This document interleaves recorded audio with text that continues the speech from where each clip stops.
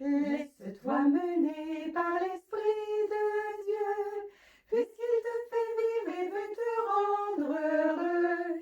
Il conduit ta vie seulement si tu le veux. Ne contriste pas en toi l'Esprit de Dieu. Bonjour, ici Message Lumière de la famille Myriam. Bienvenue à toi, bienvenue à chacun aujourd'hui en ce beau samedi. Fête mémoire de Sainte Thérèse d'Avila, sous le regard bienveillant de Marie. Je vais d'abord vous remercier pour votre prière. Comme vous voyez, on est revenu dans notre milieu, dans notre mission. Merci d'avoir prié pour nous. Votre prière est fort précieuse, surtout en ces temps qui ne sont pas nécessairement les plus faciles. L'Évangile d'aujourd'hui nous invite à être courageux pour témoigner du Christ. L'Évangile selon Saint Luc. Jésus disait à ses disciples, « Je vous le déclare, celui qui se sera prononcé pour moi devant les hommes, le Fils de l'homme se prononcera aussi pour lui devant les anges de Dieu.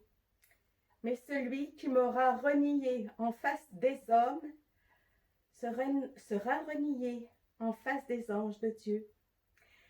Et celui qui dira une parole contre le Fils de l'homme, cela lui sera pardonné. Mais si quelqu'un blasphème contre l'Esprit Saint, cela ne lui sera pas pardonné. Quand on vous traduira dans les synagogues, les puissances, devant les synagogues, les puissances, les autorités, ne vous tourmentez pas pour savoir comment vous défendre ou comment parler, car l'Esprit Saint vous enseignera à cette heure même ce qu'il faut dire. Je ne sais pas pour vous, mais pour moi, les paroles de Jésus ne sont pas si faciles que ça à accueillir. Dans des milieux où les chrétiens, où les catholiques sont minoritaires, c'est un défi de tous les jours de témoigner de Jésus. Par exemple, dans notre quartier, qui est surtout musulman, c'est pas si facile que ça à vivre.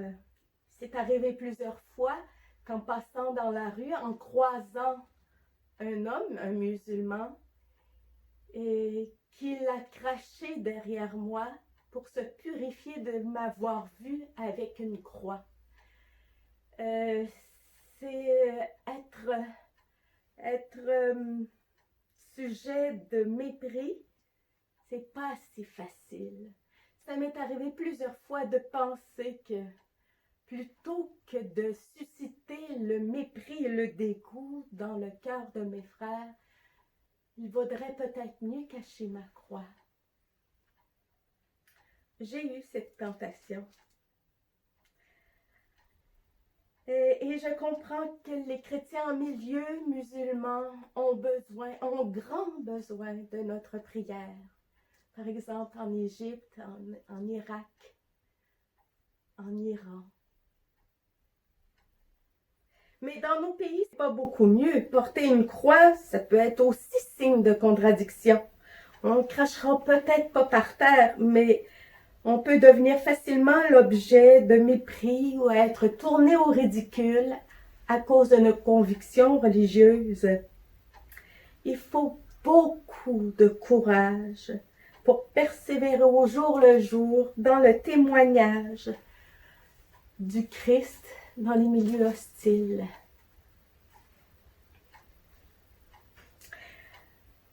Cet évangile, je le trouve providentiel parce que c'est la mémoire de Sainte Thérèse d'Avila qui n'a pas eu la vie si facile. Non pas que c'était difficile de témoigner du Christ dans son milieu, mais elle a eu ses défis à elle aussi.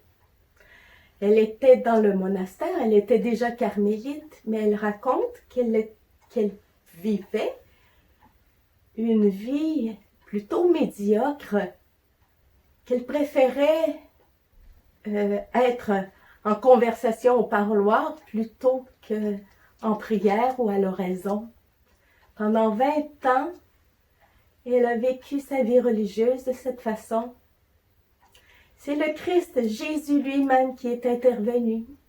Il est apparu, ecce homo, souffrant, blessé, défiguré à cause de son indifférence à elle. Elle a été bouleversée, à partir de ce moment, elle a mis toutes ses forces pour se sortir de cette vie médiocre et mondaine. Elle est devenue une intime du Christ, l'épouse du Christ. Et dans sa grande ferveur, elle a entraîné plusieurs religieux et religieuses dans ses fondations de Carmel des Chaussées. Elle a été nommée docteur de l'Église, la première femme docteur de l'Église. Sainte Thérèse a relevé un grand défi. Mais ces défis de la vie de tous les jours, on ne peut les relever sans le secours de l'Esprit. Et Jésus, aujourd'hui, dans l'Évangile, nous promet le secours de l'Esprit. C'est l'Esprit qui nous dira quoi dire et quoi faire au fur et à mesure dans nos défis quotidiens. Soyons à l'écoute. Au revoir et à demain. Jésus.